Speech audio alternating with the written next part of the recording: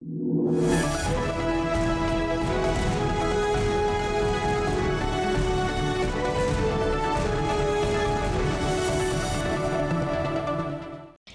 and welcome to 3.0 TV. I am Vishakha Thakur. And I am Ruchi Sharma. You're watching the weekly wrap. Bitcoin consolidates near $26,000. तो यहाँ पे हमने देखा कि bitcoin और Ethereum दोनों का ही प्राइस जो है वो स्टेबल होता दिखाई दिया। और इसके साथ ही अगर हम बात करें डेरिवेटिव एक्सचेंज जो है वो आज ही अपने $1.9 बिलियन के जो ऑप्शन कॉन्ट्रैक्ट BTC है और $893 मिलियन के ऑप्शन कॉन्ट्रैक्ट इथेरियम को सेटल करने वाली है। तो जिसकी वजह से हम देख सकते हैं कि उसका एक इम्पैक्ट पड़ सकता है क्रिप्टो करेंसी मार्केट पर और सारे जो करेंसीज हैं उनके प्राइसेस पर। इसके साथ ही अगर हम बात करें अभी एक जैक्सन होल सिंपोजियम जो कि एक लार्ज स्केल गैदरिंग होती है of central bankers and economist, तो उसमें जेरोम पाउल क्या कहते हैं उसकी भी बातचीत या उसके इन्वेस्टर्स जो है जी बिल्कुल इन्वेस्टर्स ने नज़र रखी हुई है कि वो क्या कहते हैं, क्योंकि वो मॉनेटरी पॉलिसी आउटलुक के रिगार्डिंग कुछ सिग्नल्स चाहते हैं। और इसके साथ ही अगर हम बाकी स्टेबल कॉइन्स की बात करें तो जैसे कि कार्डानो, BNB, सोलाना, तो they also showed some signs of strength. बिल्कुल, बढ़ते हैं आगे। Delhi police adopts blockchain technology to record chain of custody of evidence. तो यहाँ ब्लॉकचेन टेक्नोलॉजी को लेकर काफ़ी सीरियस है, मैं कहूँगी दिल्ली पुलिस भी, जिन्होंने अपने कुछ 1500 पर्सनल्स को ट्रेन किया है ब्लॉकचेन में, जो कि अब 3000 से ज़्यादा फॉरेंसिक सैंपल्स को एनालाइज और प्रोसेस करते हैं। इससे अच्छा ये हुआ है कि विशाखा सब कुछ अब ब्लॉकचेन पर रिकॉर्ड होता है। ब्लॉकचेन पर पूरे चेन ऑफ इवेंट्स होते हैं, यानी कि जब कोई केस आता है उसको रजिस्टर करने से लेकर जो एविडेंस कलेक्ट किए हैं, जो सैंपल्स कलेक्ट किए हैं, क्राइम सीन पर क्या क्या देखा गया, क्या क्या हुआ है, फिर फॉरेंसिक रिपोर्ट्स, इनके साथ साथ जो ऑफिसर उस केस की जांच कर रहा है उसकी पूरी डिटेल, उनका पूरा प्रोफाइल, ये सब कुछ जो है पूरी तरह से ब्लॉकचेन पर रिकॉर्ड किया जाता है। उसके साथ साथ जिस तरह से एविडेंस आगे बढ़ते हैं, यानी कि एविडेंस की जो कस्टडी है वो एक ऑफिसर से दूसरे ऑफिसर या एक डिपार्टमेंट से दूसरे डिपार्टमेंट की तरफ जाती है, उसकी भी जो पूरी जानकारी है ब्लॉकचेन पर रखी जा रही है। तो मैं कहूँगी कि इससे अच्छी बात ये है कि एक तो कोई भी इन सैम्पल्स को या एविडेंस को टैम्पर नहीं करेगा, चेंज नहीं करेगा। जैसे हम कोई भी बातें सुनते हैं कि कोई जो केस जो है वो आगे बढ़ नहीं पा रहा है, उसमें दिक्कतें आ रही हैं, कुछ कुछ जो ज़रूरी सबूत हैं वो चेंज हो गया, कुछ डेटा चेंज हो गया, डेटा घूम गए हैं, तो वो प्रॉब्लम्स अब यहाँ पे जो मैनिपुलेशन की है वो या फ्रॉड की यहाँ पर नहीं होगी। एंड आई थिंक अब ज़्यादा अच्छी तरह से जो है दिल्ली पुलिस अपने हर केस को आगे बढ़ा पाएगी और एक सही जो है नतीजा भी आ पाएगा उन केसेस में। बिल्कुल, I think this is a great initiative, क्योंकि एक पहले जो एक ट्रेडिशनल मेथड फॉलो होता था वो पेन पेपर वाला या रजिस्टर पे लिखने वाला, तो अभी वो बिल्कुल से चेंज हो गया है और सभी कुछ ब्लॉकचेन रिलेटेड हो गया है और ज़्यादा से ज़्यादा गवर्नमेंट इसे अडॉप्ट भी कर रही हैं। तो आई थिंक सभी जगह पे ऐसा होना चाहिए, हर पुलिस स्टेशन में ऐसा होना चाहिए। बिल्कुल, so it's great. Moving on, AICTE collaborates with Jio for AI and Data Science Faculty Development। तो यहाँ पे AICTE यानी कि all India council for technical education और जियो इंस्टीट्यूट ने पार्टनरशिप की है। तो ये जो कोलैबोरेशन है ये 5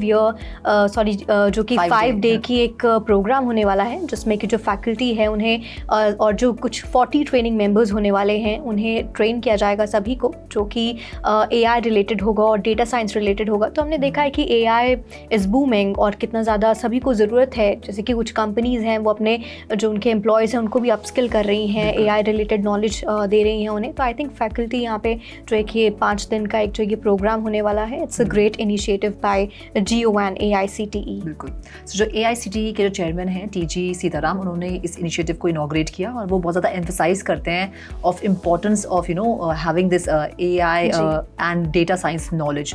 और इसी के तहत जो आपने बात की कि 40 मेंबर्स की टीम बनी है और बहुत से टॉपिक्स जो हैं वो ये कवर करेंगे इस प्रोग्राम में, जैसे कि ऑप्टिमाइजेशन, जनरेटिव AI या फिर लार्ज लैंग्वेज मॉडल्स या फिर नेचुरल लैंग्वेज प्रोसेसिंग। तो इन सबको अच्छे से कवर किया जाएगा और उसके साथ साथ ये भी देखा जाएगा कि AI और जो डेटा साइंस है इसकी नॉलेज का क्या इम्पैक्ट पड़ता है ऑन डिफरेंट सेक्टर्स, चाहे वो इंजीनियरिंग हो, साइंस हो या फिर लिबरल आर्ट्स हो। तो ये सब भी देखा जाएगा एंड आई होप इसके जो रिजल्ट्स हैं वो अच्छे ही होंगे। बिल्कुल। So moving on, transfers of RTO inspector in Maharashtra to be done with blockchain-based software. तो यहाँ पर RTO ऑफिसर्स की जो ट्रांसफर्स होंगे उसकी पूरी की पूरा जो रिकॉर्ड है या प्रोसेस है वो ऑनलाइन होगा, ब्लॉकचेन पर होगा, ताकि कोई भी इस तरह का धोखाधड़ी जो है ना कर पाए। अच्छा, इसी पूरे केस पर एक तंज कसते हुए यूनियन मिनिस्टर नितिन गडकरी ने इसे लक्ष्मी दर्शन नाम दिया है। सो आई थिंक ये भी बहुत ही अच्छी खबर है और बहुत ही ऑप्टिमिस्टिक सब हैं ब्लॉकचेन टेक्नोलॉजी को लेकर, और ये भी कह रहे हैं कि blockchain technology is the future. और हम देख सकते हैं कि किस तरीके से सभी गवर्नमेंट्स या पूरे वर्ल्ड में देखें तो around 50 governments have already adopted blockchain technology. और कभी बाकी जो सेक्टर्स हैं, कोई भी सेक्टर हम ले लीजिए तो ब्लॉकचेन टेक्नोलॉजी को सब यूज़ कर रहे हैं। I think blockchain technology is the future. जी, moving on. Canara Bank pioneers UPI interoperable digital rupee mobile app for CBDC transactions.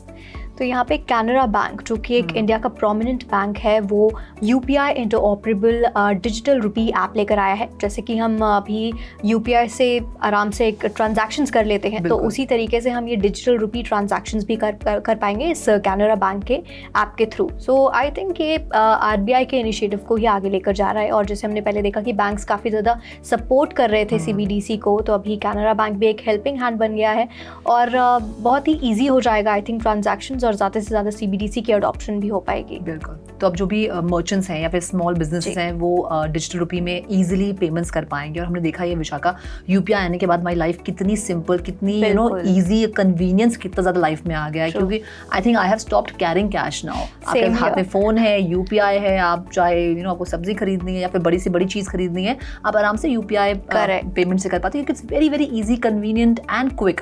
तो अब अगर इस तरह से डिजिटल रुपी ऐप आती है जो कि यूपीआई इंटरऑपरेबल है, तो ऑफ कोर्स मैं कहूँगी कि काफ़ी दावे के साथ कि डिजिटल रुपी जो है वो भी हिट हो जाएगा। बिकॉज जैसे कन्वीनियंस आती है तो लोग ज़्यादा से ज़्यादा उसको अडॉप्ट करते हैं, यूज़ करते हैं। एंड आई थिंक इससे सीबीडीसी को, डिजिटल रुपी को एक अच्छा पुश मिलेगा।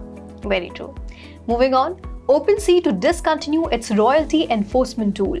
तो यहाँ पे NFT मार्केट प्लेस OpenSea अपना रॉयल्टी एनफोर्समेंट टूल को इसको बंद करने जा रही है।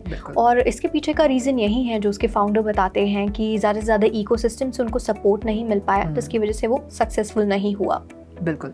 तो यहाँ पे OpenSea ने जैसे ही अनाउंस किया कि वो 30 अगस्त से जो है इस टूल को बंद कर रही है, और कुछ बहुत सिलेक्टेड NFTs हैं जिनके साथ उनकी ऐसी डील है, उनकी रॉयल्टीज़ वो अभी नहीं बंद कर सकती। तो उनकी रॉयल्टीज़ जो है 29 फेब 2024 तक चलेगी। उसके बाद वो भी रॉयल्टीज़ जो है वो बंद हो जाएंगी। एंड 20 फेब 29 2024 के बाद कंप्लीटली जो है OpenSea पर सारी रॉयल्टीज़ जो है वो ऑप्शनल हो जाएंगी। ऑफ कोर्स ये बात जो है पूरी NFT कम्युनिटी को अच्छी नहीं लगी। युगा लैब्स ने भी जो है इसको अपोज किया, और इसके रिस्पॉन्स में युगा लैब्स ने कहा कि वो अपनी NFTs को OpenSea पर ट्रेड नहीं करने देंगे, डिसअलाउ करेंगे OpenSea को टू ट्रेड देयर NFTs, जो कि युगा लैब्स नो सबसे बड़ी NFTs, blue chip NFT, BAYC, MAYC सब उन्हीं के पास है, मीबिट्स, क्रिप्टोपंक्स। सो वो एक बड़ा मैं कहूँगी लॉस होगा OpenSea का। उसके साथ साथ यहाँ पर रेरेबल ने भी जो है रॉयल्टीज़ के लिए अपना सपोर्ट दिखाया है और OpenSea को अपोज किया है। रेरेबल ने ये ओपनली कहा है कि 30 सितंबर के बाद से वो OpenSea, LooksRare और X2Y2 इन तीनों मार्केट प्लेसेस जो कि रॉयल्टीज़ को सपोर्ट नहीं करें, इन तीनों मार्केट प्लेसेस के जो है एग्रीगेटर ऑर्डर्स वो एक्सेप्ट नहीं करेंगे फ्रॉम 30 सितंबर। तो एक्चुअली काफ़ी टाइम से डिबेट चल रहा है रॉयल्टीज़ को लेकर। कभी रॉयल्टीज़ दी जाती हैं, कभी नहीं दी जाती, कभी अब्रप्टली बंद कर दी जाती हैं, कभी 5%, कभी 2.5%, कभी 0.25%। तो एक बहुत बड़ा मुद्दा है जिसे सॉल्व करना बहुत ज़रूरी है। और आई थिंक इस बार बहुत स्ट्रांगली पूरी कम्युनिटी जो है ये रॉयल्टी बैन को वो अपोज करने वाली है और अपनी आवाज़ उठाने वाली है। Moving on, Trump's Ethereum holdings surpassed $2.8 million amidst NFT profits. तो यहाँ बताया जा रहा है कि जो ट्रंप के इथीरियम वॉलेट है उसमें $2.8 बिलियन हैं, और ये भी बताया जा रहा है कि उन्होंने लाइसेंसिंग फीस और अपनी NFT कलेक्शन से कुछ $4.8 बिलियन जो है कमाए हैं। और अगर ओवरऑल उनकी क्रिप्टो सैवी वेंचर्स या इन्वेस्टमेंट्स की बात करें तो उसमें तो उन्होंने $7.6 मिलियन कुछ कमाए हैं। लेकिन इससे बिल्कुल विपरीत या कहूँगी उल्टा, उन्होंने जो ऑफिशियल फाइलिंग की है अपने डिजिटल एसेट वर्थ की, वो की है कुछ $250,000 से लेकर $500,000 के बीच। तो अब ये एक बड़ी प्रॉब्लम उनके लिए हो सकती है, क्योंकि there is a huge difference of that figure जो वो एक्चुअली कमा रहे हैं डिजिटल एसेट से। और उसके साथ साथ जब भी ट्रंप कुछ करते हैं तो उसका एक हमने देखा है इफेक्ट तो होता ही है। तो अभी ट्विटर पे हाल ही में उन्होंने एक इंटरव्यू दिया था, और उस इंटरव्यू के बाद जो उनकी करंट NFT जो लेटेस्ट आई थी अभी, उसका प्राइस एकदम से बहुत बढ़ गया है। कहाँ तो वो $150 की थी और $215 की जो है वो अब NFT हो गई है। जी बिल्कुल सही कहा आपने, क्योंकि NFT बात करें डोनाल्ड ट्रंप की तो वो अभी अपनी 2 NFTs लेकर आए हैं पहले, और मेलेनिया ट्रंप भी अपनी 2 NFTs लेकर आई हैं। तो ये कुछ भी करते हैं, इनकी फैन फॉलोइंग एक्चुअली में इतनी ज़्यादा है कि ये कुछ भी करते हैं तो इसका इम्पैक्ट तो दिखता ही है इनके NFTs पर। बिल्कुल।